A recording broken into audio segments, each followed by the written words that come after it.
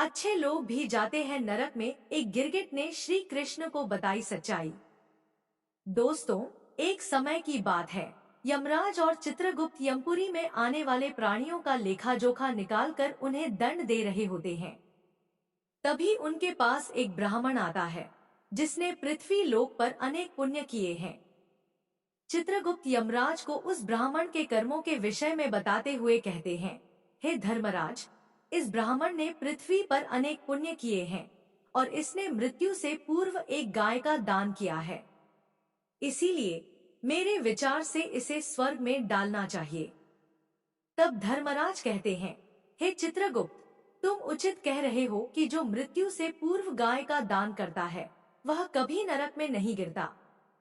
किंतु इस ब्राह्मण ने जिस गाय का दान किया है वह इसकी नहीं है। इसने दूसरे की गाय का दान किया है। इसीलिए यह तो महापापी है और इसके इस पाप के लिए इसे नरक में जाना पड़ेगा। तब चित्रगुप्त कहते हैं, हे प्रभु, गाय का दान करना तो श्रेष्ठ कार्य है, चाहे वह गाय इसकी हो या अन्य व्यक्ति की। इसके अलावा इसने अनेक पुण्य के भी काम किए हैं, फिर यह महापाप कैसे हुआ? तब यमराज कहते हैं, हे चित्रगुप्त, यह सत्य है कि गाय का दान करना महापुण्य का काम है, लेकिन दूसरों की वस्तु को लेना भी पाप होता है। इस विषय में एक प्राचीन कथा कही जाती है, वह मैं तुम्हें सुनाता हूँ, जिससे तुम्हें यह पता चल जाएगा कि दूसरों की वस्तु को लेने से मनुष्य को कौन सा पाप लगता है। साक्षात भगवान श्री कृष्ण ने यह बात यदुवंशियों को बताई थी। इसीलिए तुम इस कथा को ध्यान से सुनो। इस कथा को जो भी पूरा सुनता है, मैं उसके 32 अपराध माफ करता हूँ। जो भी इस कथा का प्रचार करता है उसे कभी नरक में नहीं जाना पड़ता है। चित्रगुप्त कहते हैं, हे धर्मराज, मैं इस कथा को ध्यान से पूरा अवश्य सुनूंगा। कृपया आप मुझसे वह कथा कहिए। तब यमराज चित्रगुप्त को वह कथा सुनाने लगते हैं। हे चित्रगुप्त, एक समय की बात है, 4 यदुवंशी राजकुमार घूमने के लिए उपवन में गए थे। वहां उस उपवन में खेलते हुए उन्हें बहुत समय हो गया और फिर उन्हें प्यास लगी, तो वे उसी उपवन में जल की खोज में इधर उधर भ्रमण करने लगे। तभी उन्हें उस उपवन में एक कुआं दिखाई पड़ा। वे चारों उस कुएं के पास गए, लेकिन जब उन्होंने उस कुएं में झांक कर देखा तो उस कुएं में पानी नहीं था, बल्कि एक बड़ा ही विचित्र जीव दिखाई पड़ा। उस जीव को देखकर वे सभी आश्चर्यचकित हो गए। वह जीव बहुत ही विशालकाय आकार का एक गिरगिट था। उसे देखकर उनके आश्चर्य की सीमा न रही। वह जीव कुएं के अंदर फंसा हुआ था और बाहर निकलने की कोशिश कर रहा था, लेकिन वह बाहर नहीं आ पा रहा था। उस विशालकाय गिरगिट की दयनीय अवस्था देखकर उन चारों राजकुमारों को उस पर बड़ी दया आ गई।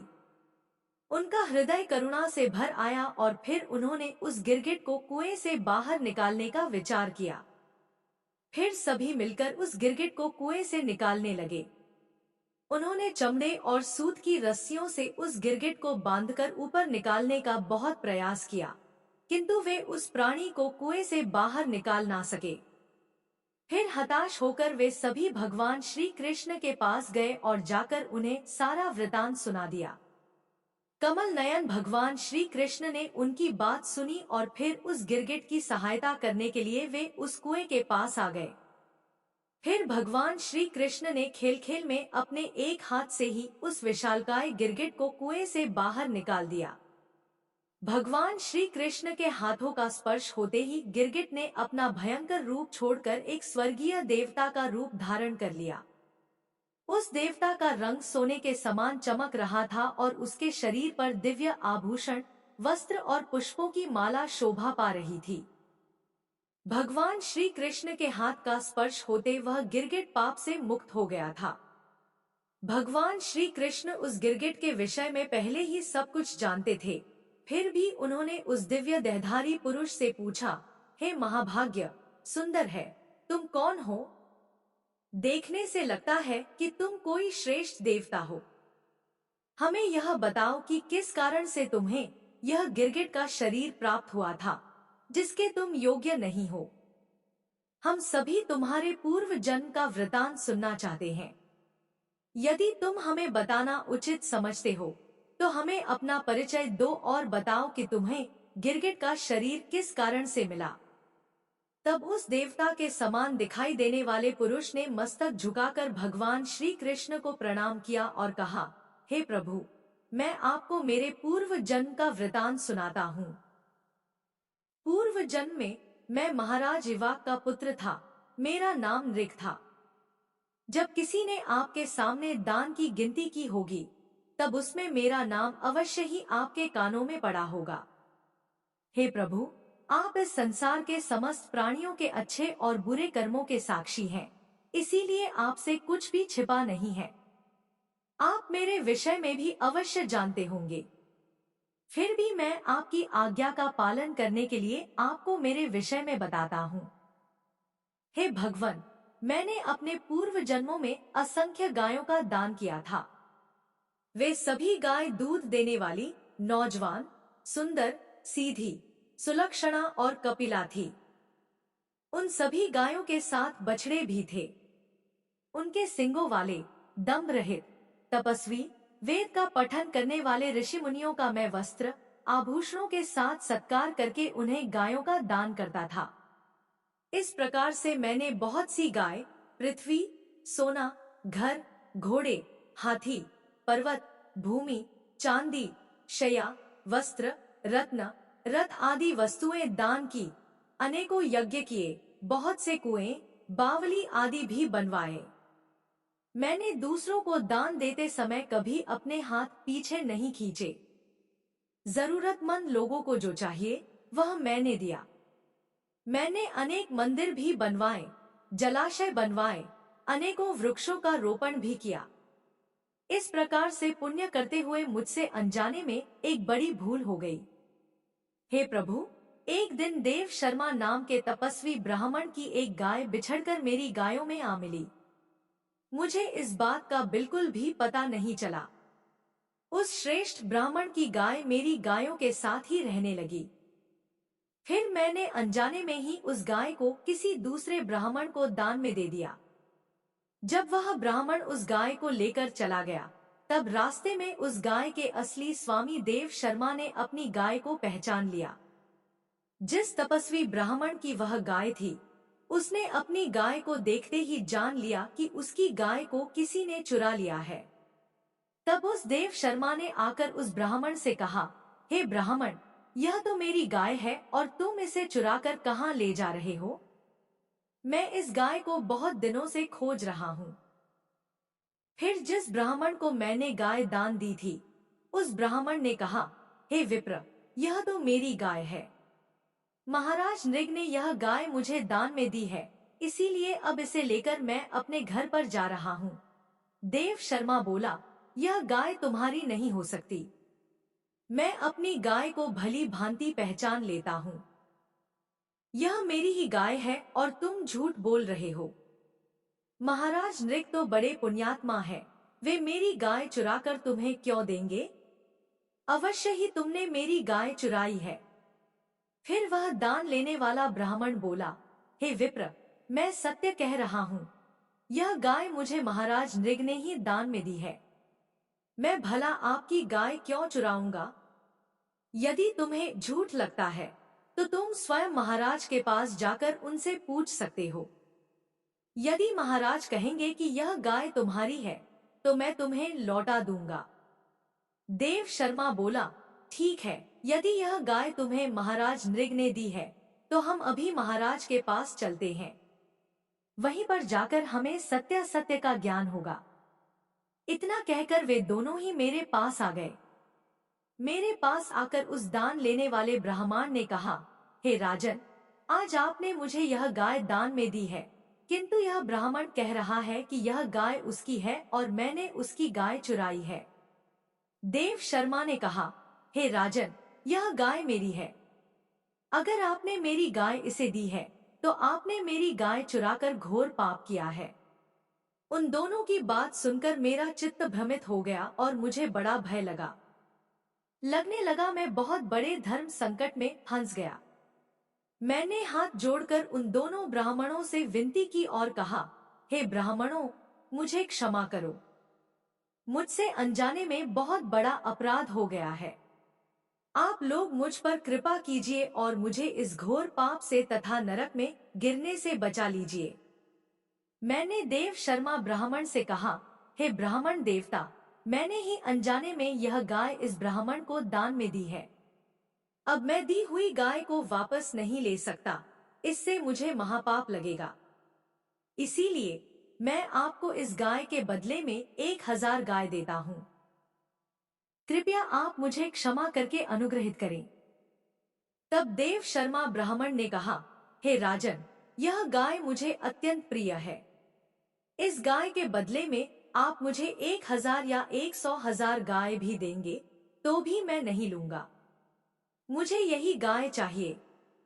मैंने दान लेने वाले ब्राह्मण से कहा, हे ब्राह्मण देवता, आप यह गाय मुझे लौटा दीजिए। इस गाय के बदले में मैं आपको 1000 गाय दूंगा। फिर उस ब्राह्मण ने कहा, हे राजन, मैं इसके बदले में आपसे कुछ नहीं लूंगा। इतना कहकर उस ब्राह्मण ने वह गाय मुझे लौटा दी और वह वहां से खाली हाथ ही चला गया। और फिर वह देव शर्मा ब्राह्मण भी अपनी गाय को लेकर लौट गया। इस प्रकार से दिया हुआ दान वापस लेने के कारण मुझे महापाप लगा।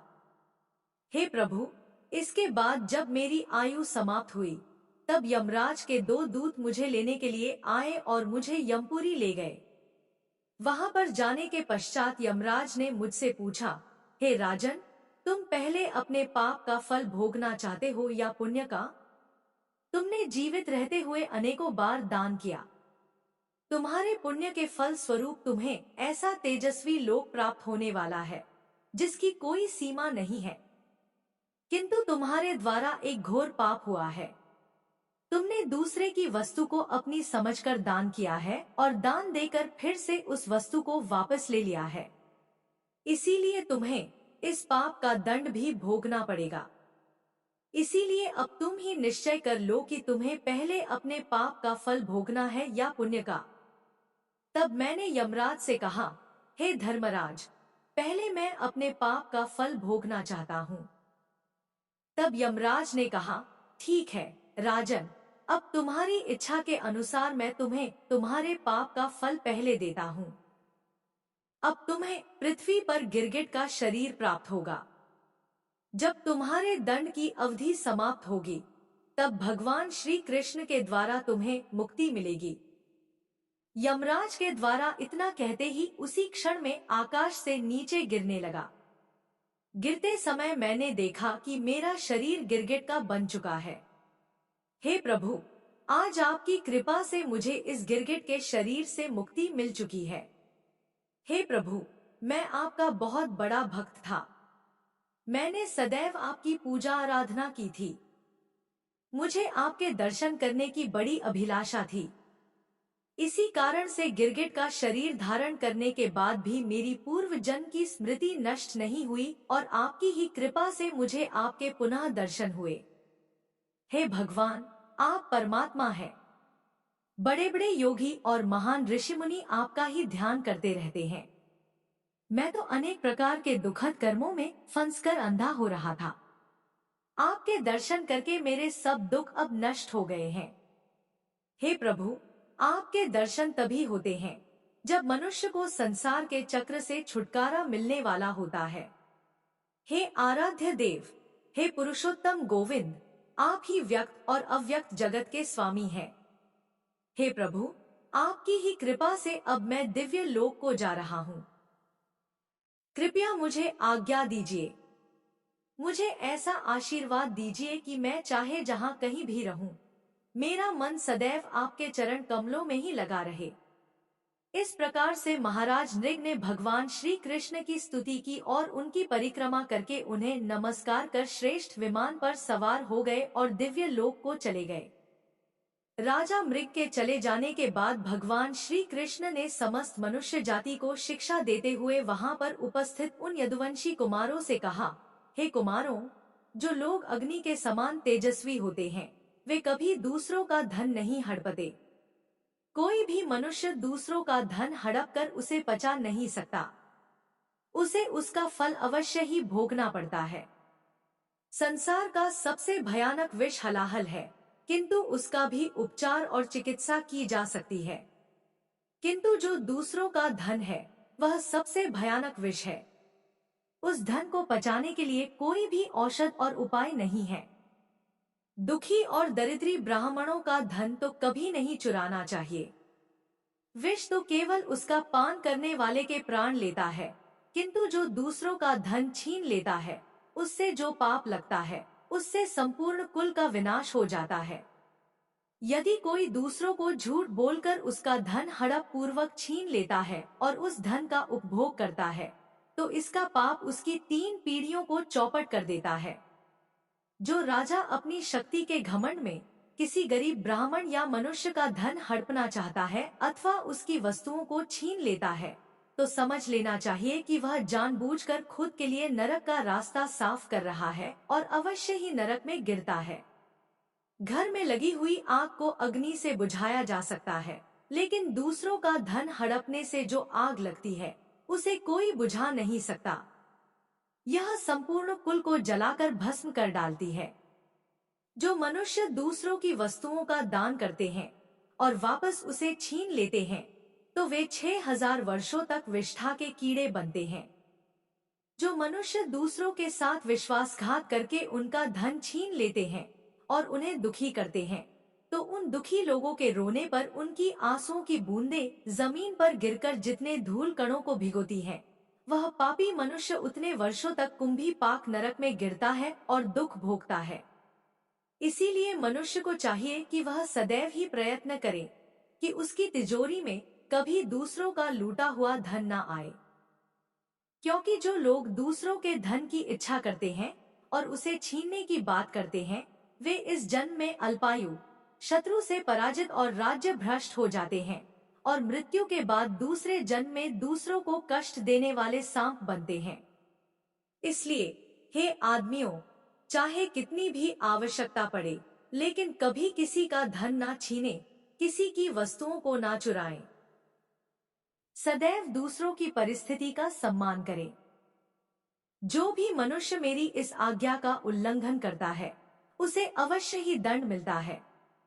यमराज कहते हैं, हे चित्रगुप्त, इस प्रकार से भगवान श्री कृष्ण ने स्वयं ही कहा है कि जो दूसरों की वस्तुओं को अथवा धन को छीन लेता है, उसे तो महापाप लगता है। चाहे वह उन वस्तुओं का दान करे अथवा चुराए हुए धन से कितने ही परोपकार के कार्य करें, वह नरक में जाने के ही योग्य होता है। इसीलिए यह ब्राह्मण केवल नरक में जाने के ही योग्य है। दूसरों की गाय को चुराना महापाप माना गया है। इसीलिए अब तुम शीघ्र ही इस ब्राह्मण को कुंभी पाक नरक में डाल दो। तो दोस्तों, इस प्रकार से हमें इस कथा से यह सीख मिलती है कि हमें कभी दूसरों की वस्तुएं अथवा धन छीन कर नहीं लेना चाहिए। आपको यह कथा कैसी लगी, कमेंट करके अवश्य बताएं। जानकारी अच्छी लगी तो वीडियो को लाइक करें और कमेंट में जय श्री राम अवश्य लिखें।